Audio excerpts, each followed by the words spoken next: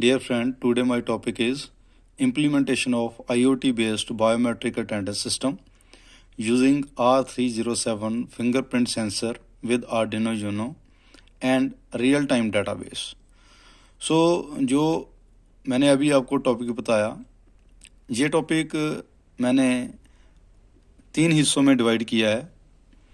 तो डायरेक्टली अगर आप फर्स्ट टाइम आईओटी के ऊपर काम कर रहे हो, जहाँ करना चाहते हो लेकिन आपको समझ नहीं लग रही कहाँ से करना है, कैसे करना है, तो ये जो टॉपिक है इसको मैंने जैसे आपको बताया डिवाइड किया है। तो सबसे पहले आपको ये पता होना चाहिए कि जो फिंगरप्रिंट सेंसर है वो कौन सा होना चाहिए, उसको आपने कैसे आर्डिनो या नोड एमसीयू जो आप वाईफाई के लिए यूज़ करते हो, आपने उसको कैसे यूज़ करना है।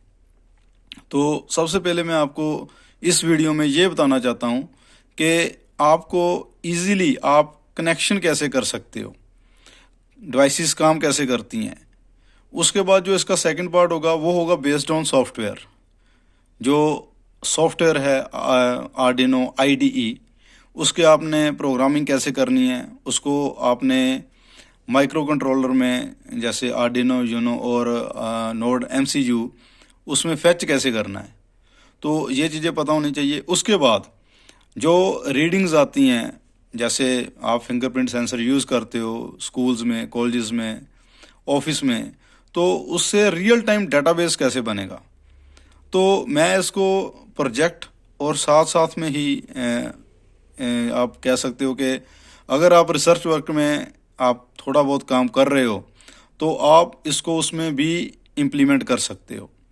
तो सबसे पहले तो मैं आपको ये बताना चाहता हूँ कि जो फिंगरप्रिंट सेंसर है वो कौन सा होना चाहिए और वो वर्क कैसे करेगा, उसकी जो वायर्स हैं, उसकी जो कलर कम्बिनेशन है, कोडिंग है, वो कैसे काम करेगी। जैसे ये जो है फिंगरप्रिंट स्कैनर, तो ये है R307।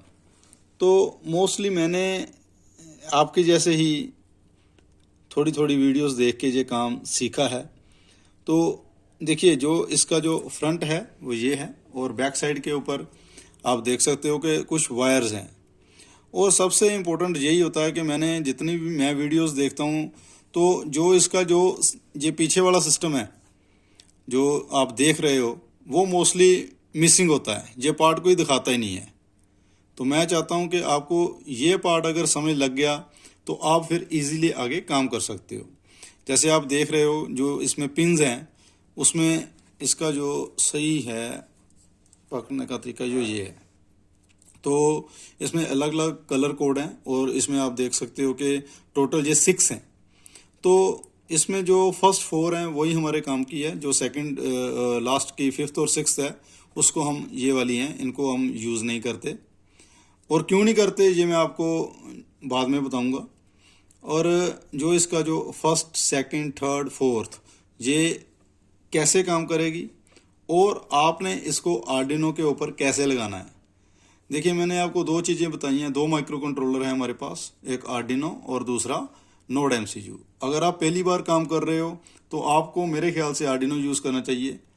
नोड एमसीयू आप तब काम करोगे जब आप इसमें परफेक्ट होगे और आप चाहते हो कि जो आपकी जो अटेंडेंस है वो थ्रू वाईफाई, जिसको आप ऑनलाइन अटेंडेंस बोलते हो, आप अटेंडेंस यहाँ पर लगा रहे हो और उसकी जो डाटाबेस स्टोर होगा वो किसी वेबसाइट के ऊपर होगा जहाँ SQL सर्वर के ऊपर होगा। तो वो इसके बाद वाला पार्ट है। तो सबसे पहले आप ये समझें, जो इसकी फर्स्ट वायर है आप देखें ये रेड कलर की है। तो रेड कलर की वायर गई कहाँ पर, जैसे आप ये देख सकते हो इसका जो कनेक्टर है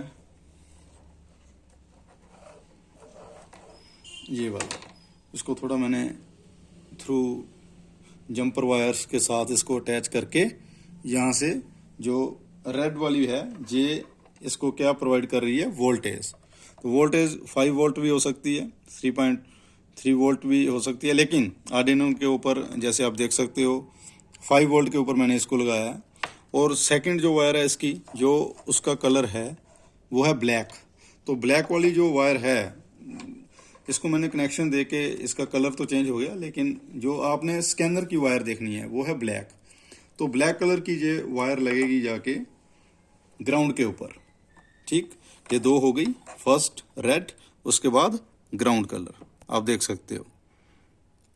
ठीक है, इसके बाद आगे वाली दो जो वायर्स हैं जो ट्रांसमिशन का काम करती हैं, तो उसमें आपने आर्डिनो के ऊपर कहाँ लगानी है, तो वो मैं आपको दिखा देता हूँ। ये आर्डिनो के ऊपर आपने इसकी जो थर्ड वायर है स्कैनर की, वो आपने लगाई है सेकंड पिन के ऊपर, बहुत क्लियर इसके ऊपर लिखा है। और जो फोर्थ वायर है जो ट्रांसमिशन का ही काम करेगी, उसको आपने, जो सीरियल ट्रांसमिशन का काम करेगी, उसको आपने लगा दिया है यहाँ पर थर्ड पिन के ऊपर। तो ये तो अभी सिर्फ आप देख सकते हो कि इसने अपना जो थ्रू वायर्स हमने इसको एक दूसरे के साथ अटैच कर दिया। अब होता क्या है कि ये वर्क कैसे करेंगी, क्योंकि जितनी देर तक इसको वोल्टेज प्रॉपर नहीं मिलेगा ये नहीं चलेगी। अब देखो आप, ये सारा हो गया, ये आप देख सकते हो कि स्कैनर अपना काम करना स्टार्ट कर दिया है। तो बेसिकली स्कैनर का काम क्या होता है कि सबसे पहले जो आपका जो फिंगरप्रिंट है उसको स्कैनर में स्टोर करना, और सेकंड होता है कि जो आपने स्टोर किया है उसको रीड करना। ये रीड करेगा तभी आपकी जो अटेंडेंस है वो इम्प्लीमेंट हो पाएगी विद सिक्योरिटी। तो ये है इसका फर्स्ट पार्ट। ठीक, राइट, फर्स्ट पार्ट इसलिए क्योंकि जो आपने जो देखा है अभी, इसको अगर आप अच्छे से कनेक्शन कर लोगे तो समझो आपका आधा काम खत्म हो गया। अगर आप कनेक्शन ही नहीं कर पाते तो उसके बाद सॉफ्टवेयर में प्रोग्रामिंग, उसको फेच करना, देन उसके बाद रियल डाटाबेस में उसको स्टोर करना, ये इसका थर्ड पार्ट है। सो पहले आप ये देखें, उसके बाद फिर मैं आपको सेकंड पार्ट में जो अगला काम है वो बताऊंगा। Thank you.